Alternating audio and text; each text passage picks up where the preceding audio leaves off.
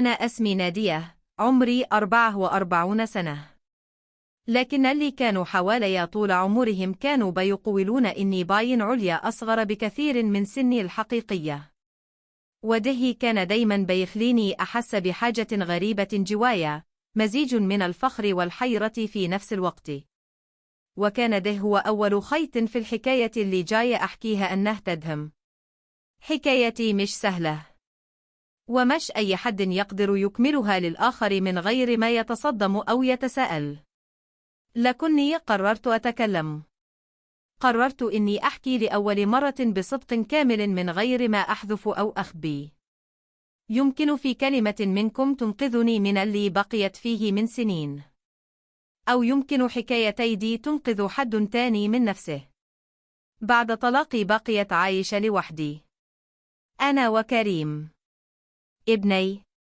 هو كان كل دنيتي وكل حياتي وكل حاجة حلوة كانت شايفاها في الوجود.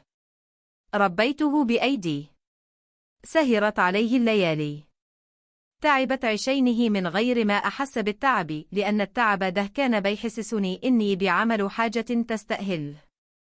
وكانت دايما بقول لنفسي إن كل دهم لازم يطلع راجل محترم أفتخر به قدام الدنيا. وفعلا كريم كبر قدام عيني بسرعة مرعبة. بقي شاب وسيم ومؤدب وكل أصحابه بيحبوه، لكن من خوفي عليه كانت بحبي يكون دائما قدامي. أعرف هو فين وبيروح فين ومع مين. يمكن كانت بضغط عليه أكتر من اللازم، لكن ده كان من الخوف ومن الحب، مش من الرغبة في التحكم. في الأول كان بيتضيق ويقول لي يا ماما أنا كبرت، لكن أنا ما كنتش قادرة أتخيل البيت من غير صوته، من غير وجوده، من غير إحساسه. في يوم رجع من الجامعة وقال لي يا ماما صاحبي مازن ممكن يجي يقعد معي شوية. بصراحة فرحت، لأن ده معناه إنه هيفضل قدامي وهيفضل في البيت. قلت له فورا أكيد يا حبيبي، البيت بيتكم. ومن اليوم ده بقي مازن يجي كتير.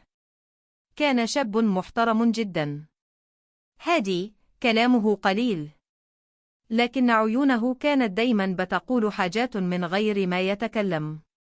في البداية كانت بتعامل معه زي أي صاحب لابني.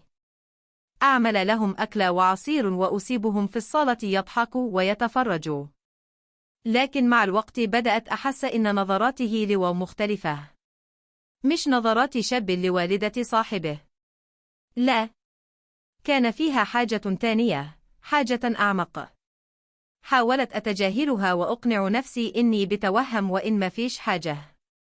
مرة كريم اضطر ينزل يجيب حاجة وساب مازن معي لوحدنا.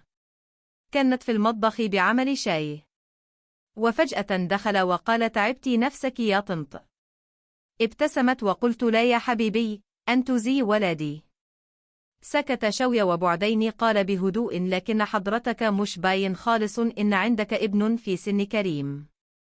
الكلمة دي رغم بساطتها الظاهرية حركت جوايا حاجة كانت فأكرة إنها ماتت من زمان. حركت جزء مني كانت دفنته ونسيت إني دفنته.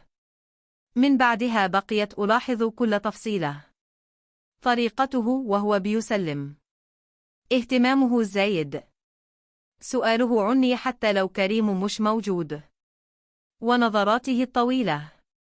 وأنا بدل ما أحط حدود لقيت نفسي بستن وجوده. وده كان أول غلطة حقيقية ارتكبتها. التناقض جوايا كان بيكبر. أنا وست ناضجة وعارفة الصح من الغلط. ده جزء مني. لكن في نفس الوقت أنا ست عاشت سنين طويلة محرومة من كلمة حلوة، من اهتمام حقيقي، من إحساس إنها لسه مرغوبة ومحبوبة. مازن من غير ما يقصد أو يخطط لمس جوايا إحساس كانت دفنته في أعماق أعماقي، ودخل كل حاجة تبقى أصعب وأخطر. في يوم كريم قال إنه هيتأخر، لكن مازن كان جاي ذاكر. وصل قبله، فتحت له وقعد في الصالة. البيت كان هادي بشكل غريب. دخلت أعمل قهوة فلقيته ورايا. قال لي بحب أقعد هنا حتى لو كريم مش موجود. أجمدت في مكاني وسألته يعني إيه؟ قال وجودك مريح. الجملة كانت بسيطة في كلماتها، لكنها دخلت قلبي بطريقة خوفتني من نفسي. ومن هنا بدأت الحكاية تأخذ اتجاه أخطر بكتير. قربنا نفسياً. بقي يسألني عن حياتي وعن طلاقي وعن وحدتي. والغريب إني كانت بحكي وبلاقي راحة معاده ما لقيتهاش مع أي حد من فترة طويلة جدا. كانت بحكي له حاجات ما قلتهاش لحد في حياتي. مرة سألني عمرك فكرتي تبدأي من جديد؟ ضحكت بوجع وقلت فات الأوان. رد بسرعة ومن غير تفكير، لا، على الست الجميلة الوقت ما بيفوتش. قلبي دق بطريقة نسيتها من سنين. كنت بقول لنفسي ده مجرد كلام.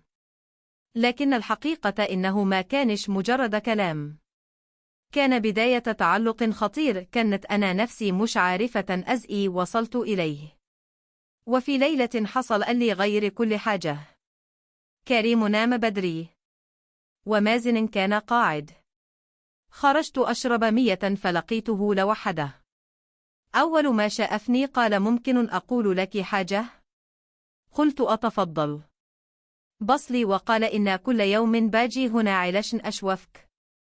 حسيت الأرض بتتحرز تحت قدامي. قلت بعصبية إيه الكلام ده غلط.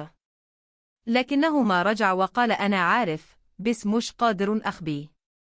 كان صوته صادق بشكل مخيف. حاولت أمشي لكنه قال أنتي وحيدة وأنا شايف ده في عينيك. الجملة دي كسرتني. لأول مرة حسيت إن حد شايف قلبي الحقيقية. الوحدة اللي كانت مخبياها من الكل ومن نفسي. ومن اللحظة دي كل لقاء بينا بقي فيه توتر وصمت ونظرات وكلام ناقص. كانت بحاول أبعد لكن الظروف كانت بتقربنا أكتر. وكريم ما كانش واخد باله من حاجة. وده زاد إحساسي بالذنب. كان بين نارين. نار الوحدة من جهة ونار الضمير من جهة تاني. وما كنتيش عارفة أنجو من الاثنين في نفس الوقت. لحد ما في يوم وأنا لوحدي وصلت لي رسالة منه. محتاج أشوفك ضروري. وقفت قدام المرايا وسألت نفسي السؤال اللي كانت بهرب منه من أول يوم. أنا رايحة فين؟ لكن قلبي كان أسرع من عقلي. نزلت وقابلته. ومشينا. وكلامه كسر كل الحواجز اللي كانت فأكرة إني بنيتها حواليا. وأنا ضعفت أكتر. لكن في اللحظة دي صورة كريم جت قدامي. ابني. اللي واثق فيا. اللي بنيت حياتي كلها عشينه. وقفت فجأة وقلت له لازم تمشي. ومن هنا بدأت أصعب مرحلة في الحكاية كلها. الصراع الداخلي. البعد. والوجع. وجع من نوع ما كانتيش متوقعاه. لأنك لما بتقطع حاجة حتى لو كانت غلط بيبقوا فيها وجع. وبقيت أسأل نفسي ليه وجعت على حاجة كان لازم أبعد عنها من الأول. وفي النهاية قررت أوقف كل ده. قابلته وقلت له لازم ننهي كل حاجة.